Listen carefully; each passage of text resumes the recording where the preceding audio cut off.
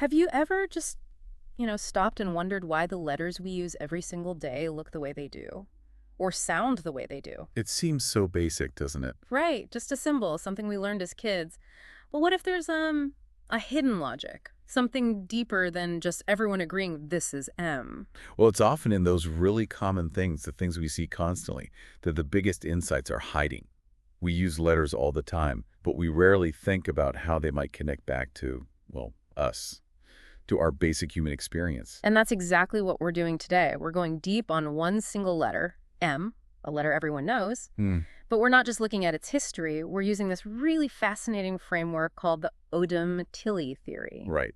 This theory, it basically proposes that there's a kind of natural code. It links the shapes of letters, their sounds, and what they mean directly to how we as humans live and interact with the world. Yeah, and for this deep dive, we're drawing on insights from excerpts of The Human Language of M and some related discussions. It gives a pretty unique perspective on linguistic symbols. It really challenges that idea that language is just, completely arbitrary, made up. What really grabs me about it right away is how it tries to connect language, which often feels so abstract to our bodies, our actual physical instincts. I think by the end of this, your whole view of M might shift pretty significantly. And that's what I'm here for, to help sort of thread these ideas together, show the logic behind it, and why these observations, which might seem simple at first glance, actually carry a lot of weight for how we understand language and maybe even ourselves. Okay, let's unpack this then. The letter M. If you just visualize it, the capital M, what do you see in its shape? Well, the Odam-Tilly theory points to something quite intuitive. It looks a lot like two hands, raised up or maybe stretched out. Okay, yeah, I can see that. Two peaks, like arms reaching. Exactly. And the core idea here is that this isn't an accident. Think about the widest way a person can naturally stretch. Arms fully out to the sides or maybe up. You create that symmetrical M shape. So it represents our maximum reach, like physically. That's the idea, maximum reach.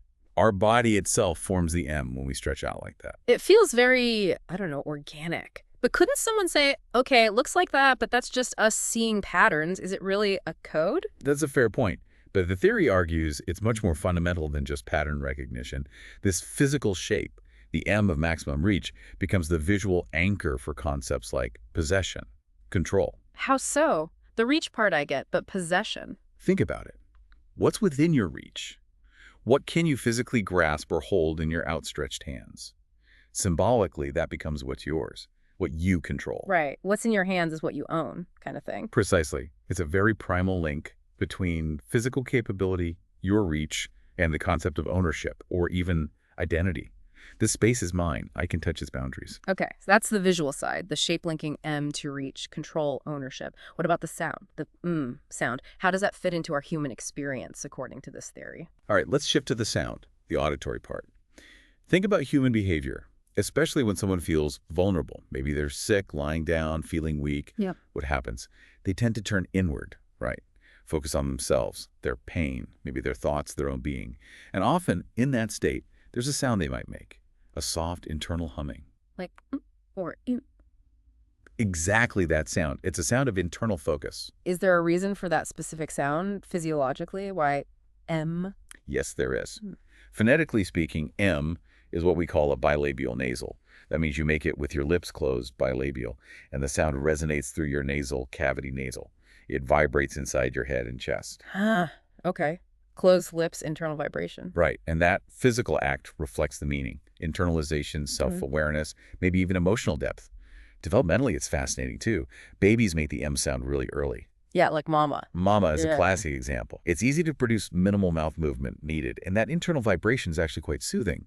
It provides this sense of inner resonance. So across languages, you see M sounds linked to comfort, like mama, me. Absolutely. Comfort, warmth, self, mother concepts very close to our core internal experience. Think me in Spanish, moi in French.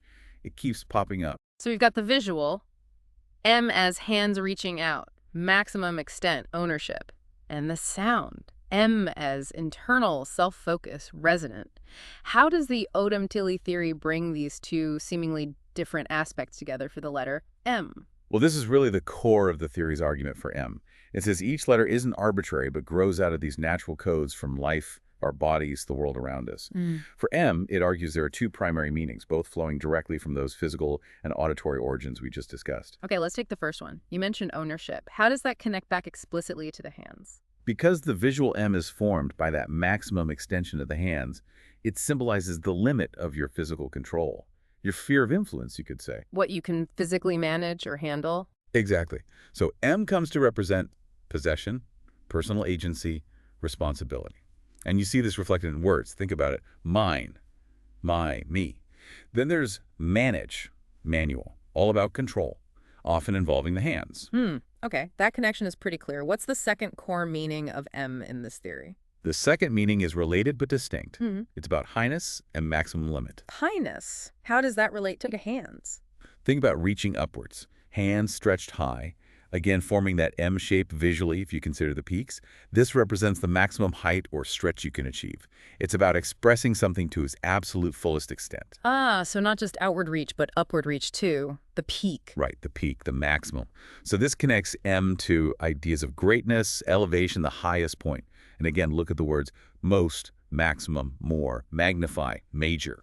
Wow, okay. Those words that definitely carry that sense of top level or greatest extent. Exactly. So M isn't just personal. It also becomes this marker for extremity fullness, reaching a peak state. It's actually quite striking how the sound and the shape seem to fit together so well in this theory. How do they sort of complete the picture of M? They really do complement each other beautifully. You have the sound, deep, internal, resonating within.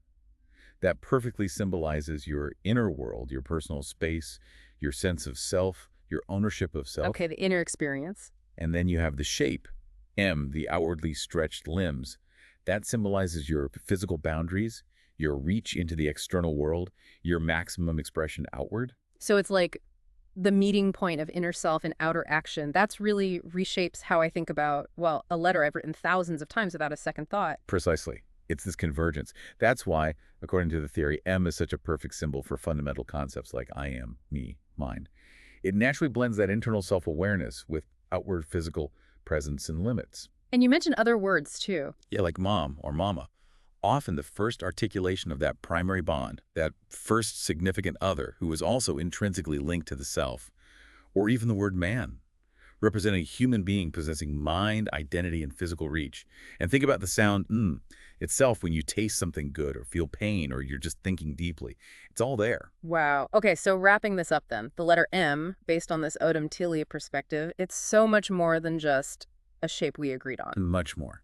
It seems to be this deep, almost primal connection between our physical bodies and our sense of self, between reaching out as far as we can and feeling something deep inside. A symbol literally born from our own human form, our hands are reached and voiced in those fundamental sounds of ownership, comfort, pain, maybe even love. Whether it's that baby seeking comfort or someone quietly humming M in thought or pain, M acts like this universal code, a code for what belongs to me, what I fundamentally am, and the furthest extent I can reach. That's quite profound for a single letter.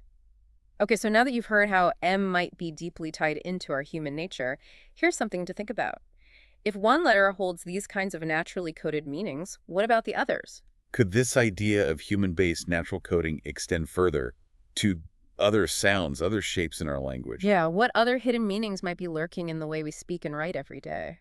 Maybe the next time you make an instinctive sound or even just a gesture, stop for a second, ponder it. What other secrets of our human communication are just waiting there, encoded, ready to be noticed?